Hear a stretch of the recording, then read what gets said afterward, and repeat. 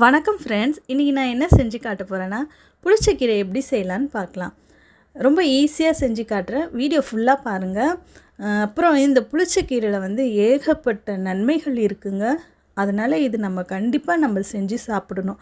நம்மளுக்கு இது செய்ய தெரியாமல் நம்ம செஞ்சு அது சாப்பிட பிடிக்காது. அது செய்கிற விதத்தில் நம்ம செஞ்சோன்னா அந்த புளிப்பு, காரம் எல்லாம் கலந்து அது ஒரு சூப்பரான டேஸ்ட்டு கொடுக்குங்க. அது எப்படி செய்யலாம் தான் நான் சொல்லி காட்ட போகிறேன். அப்புறம் பார்த்திங்கன்னா, இந்த ப்ரெக்னெண்ட்டாக இருக்கிற பெண்களுக்கு வந்து சாப்பிட பிடிக்காது. அவங்களுக்கு இந்த மாதிரி நீங்கள் செஞ்சு நல்லா கிளறி கொடுத்தீங்கன்னா நல்லா சாப்பிட பிடிக்கும். அந்த வாய் கசப்புக்கு இந்த புளிச்சக்கீரை சாதம் ரொம்ப பிடிக்கும் அவங்களுக்கு. அதனால் ட்ரை பண்ணி பாருங்கள். கண்டிப்பாக நல்லாயிருக்கும். பிடிச்சிருந்தா மறக்காமல் லைக் பண்ணுங்கள், கமெண்ட் பண்ணுங்கள், சப்ஸ்கிரைப் பண்ணுங்கள், சப்போர்ட் பண்ணுங்கள். வீடியோவை ஃபுல்லாக பாருங்கள். வணக்கம் ஃப்ரெண்ட்ஸ். இப்போ நம்ம ஸ்டார்ட் பண்ணலாம். கீரையில் கொஞ்சமாக தண்ணி ஊற்றிக்கிட்டு நல்லா கீரை மூழ்கிற அளவுக்கு தண்ணி ஊற்றிக்கோங்க. தண்ணி ஊற்றிட்டு மஞ்சத்தூள் நம்ம கொஞ்சம் போட்டுக்கலாம். மஞ்சத்தூள் போட்டு இந்த கீரை நல்லா வேகட்டும். அதுக்கப்புறமா கீரையை வேக வச்சுக்கலாம். அது வேகிறதுக்குள்ளே அதை வேக வச்சுட்டு நம்ம புளிச்சக்கீரையில் போடுற பவுட்ரு இப்போ நம்ம செஞ்சுக்கலாம். அது எப்படி செய்யலாம் வாங்க பார்க்கலாம். அதுக்குள்ளே அந்த கீரை வேகட்டும்.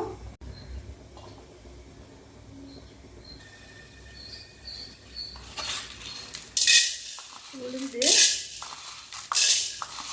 ஒரு 5 ஸ்பூனு, இதில் ஒரு 5 ஸ்பூன் 6 ஸ்பூன் நம்ம எடுத்துக்கலாம். எடுத்து நல்லா வறுத்து எடுத்துக்கலாம்.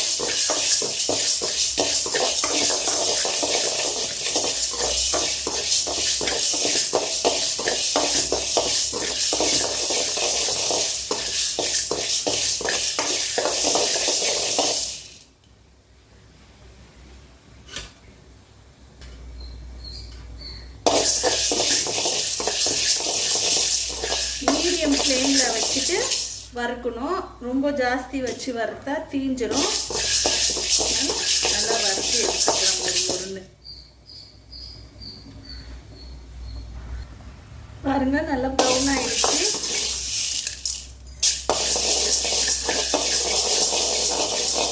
இப்போ நம்ம எடுத்துட்டு அடுத்து சீரகம் போட்டு வறுத்துருக்கலாம். தனித்தனியாக போட்டு வரங்க. அப்போ தான் கரெக்டாக எல்லாமே வறுப்படும். தனித்தனியாக போட்டு வாருங்க, சேர்த்து போட்டுறாதீங்க. ஒரு சிலது ஒரு சீரகம்லாம் சீக்கிரமாக வறுப்பட்டுரும், உளுந்து வந்து சீக்கிரம் வறுப்படாது. அதனால நம்ம வந்து தனித்தனியாகவே போட்டு வறுத்துக்கலாம். அவ்வளோதான், போதும். இப்போ நம்ம இதை கொட்டிக்கிட்டு சீரகத்தை நம்ம வறுத்தெடுத்து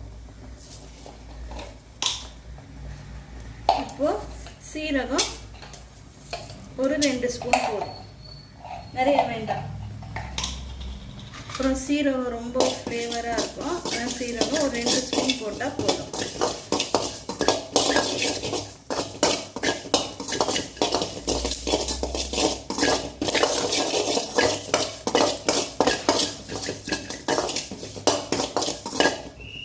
நல்லா சீரக வாசனை வரும்.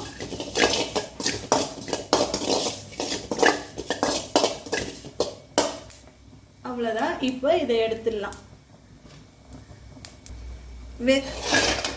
வெந்தயம் ஒரு 1/4 ஸ்பூன் போட்டு வறுத்து எடுத்துக்கலாம்.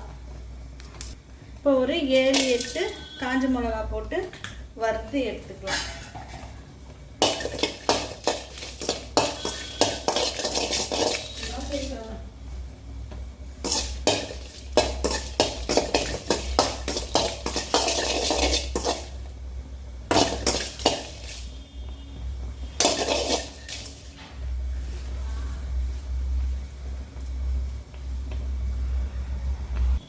காஞ்ச மிளகாவே நல்லா வறுத்து போட்டுக்கலாம். அவ்வளோதான். இது இப்போ எல்லாத்தையும் நம்ம பவுட்ரு பண்ணிக்கலாம். ரொம்ப நைஸாக அரைக்கக்கூடாது, கொஞ்சம் கொரன்னு அரைச்சி இதெல்லாம் பவுட்ரு பண்ணி நம்ம எடுத்துக்கலாம். கொஞ்சம் எண்ணெய் ஊற்றிக்கலாம்.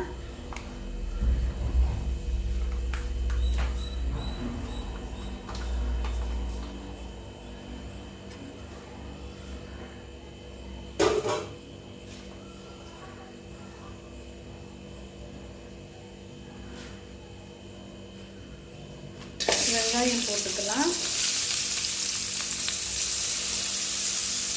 வெங்காயம் போட்டு நல்லா வதக்கிக்கலாம்.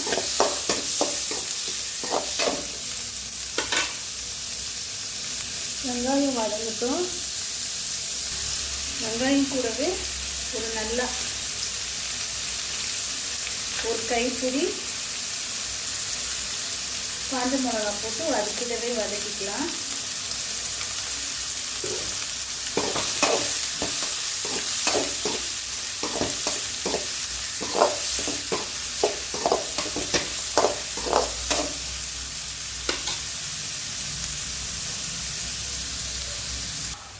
வெங்காயம் காஞ்ச மிளகாய் வதங்கிச்சு. இப்போ ஒரே ஒரு தக்காளி போட்டுக்கலாம். ஒரு தக்காளி, நீங்கள் அரை தக்காளி கூட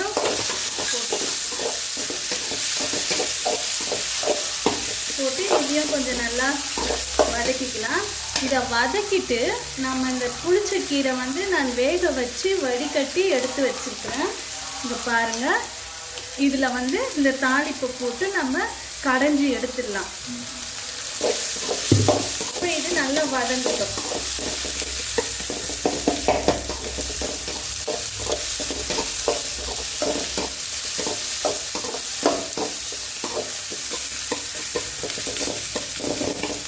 இப்போ இது நல்லா வதங்கிட்ட பிறகு நம்ம இதை போட்டு மசிச்சு எடுத்துக்கலாம்.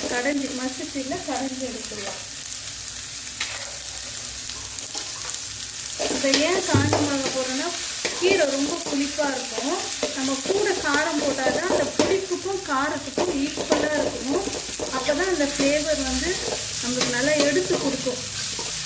அதனால் ரொம்ப புளிப்பாக இருக்கும், வாயிலே வைக்க முடியாது.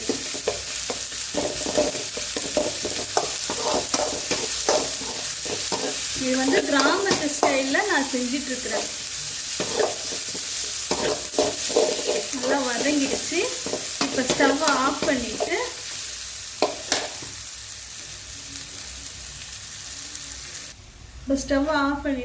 நம்ம இதை வதக்கி வச்ச எல்லாத்தையும்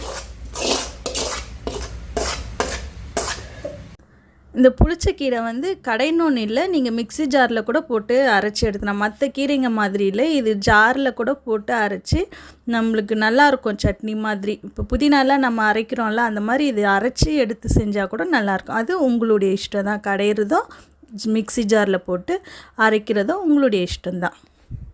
தேவையான உப்பு போட்டு இப்போ நம்ம இதை மசிச்சு எடுத்துடலாம்.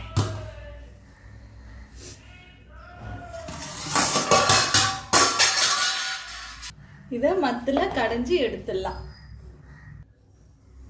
இப்போ அதே கடாயை பற்ற வச்சுக்கலாம். அதே தாளிச்சுக்கலாம். அதே கடாயில் எண்ணெய் ஊற்றிட்டு எண்ணெய் காஞ்சோடனே இந்த பூண்டு பல்லை நம்ம இதில் போட்டுக்கலாம்.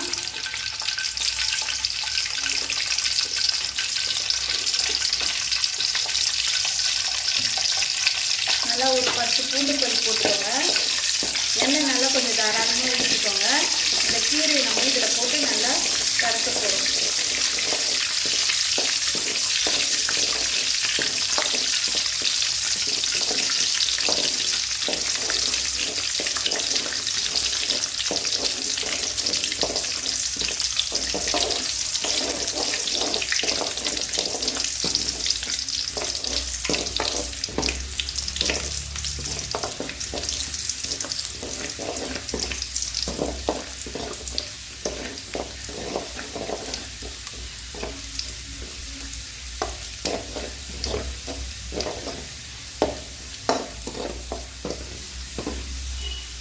பூண்டு நல்லா வதங்கிடுச்சு.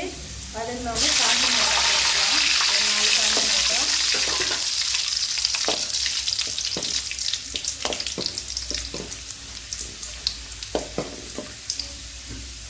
காஞ்ச மிளகாவும் நல்லா வதங்கிடுச்சு. இப்போது நம்ம மசிச்சு வச்சுருக்கிற புளிச்சக்கீரையை இதில் சேர்த்துக்கலாம். இதில் நம்ம வதக்க அந்த பிசுபிசுப்பு தன்மையும் போயிடும்.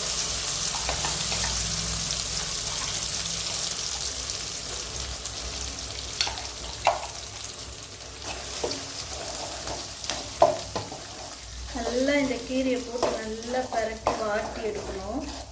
லாஸ்ட்டாக தான் நம்ம போட்டிருக்கிற ரெடி பண்ணி வச்சுருக்கிற அந்த பவுடரை சேர்க்கணும். நல்லா பரட்டி எடுத்துக்கலாம். நம்ம பாருங்கள் இந்த சைட்லலாம் இப்போ இந்த எண்ணெய் வருது. இப்போ நம்ம என்ன பண்ணலான்னா நம்ம அரைச்சி பவுடர் பண்ணி வச்சுருக்கிற இந்த உளுந்து சீரகம் பவுடரை போட்டு நல்லா பரட்டி எடுத்துக்கலாம். இப்போது இதில் இருக்கிற எண்ணெய்லாம் இப்போ இது உறிஞ்சு வெளியில் வரும். அது வரைக்கும் நம்ம நல்லா வதக்கி எடுத்துக்கலாம். ரொம்ப டேஸ்டியான புளிச்சக்கீரை. நீங்களும் ட்ரை பண்ணி பாருங்கள், ரொம்ப நல்லாயிருக்கும்.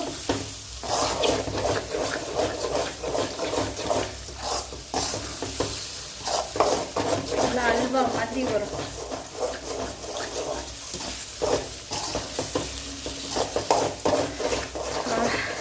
செம்ம ஃப்ளேவருங்க.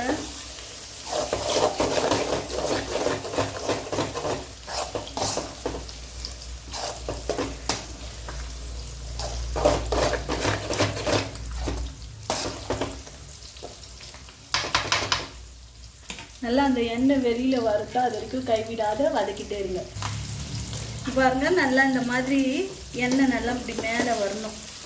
அவ்வளோ ரெடி ஆயிடுச்சு. நாம் இப்போ இது ரெடி சாப்பிட. இது இப்போ சாப்பிட்றத விட ஒரு நாள் வச்சு சாப்பிட்டிங்கன்னா இன்னும் டேஸ்ட்டாக இருக்கும். ட்ரை பண்ணி பாருங்கள். ட்ரை பண்ணி பார்த்துட்டு கமெண்ட் பண்ணுங்கள். சூப்பரான புளிச்சக்கீரை சட்னி.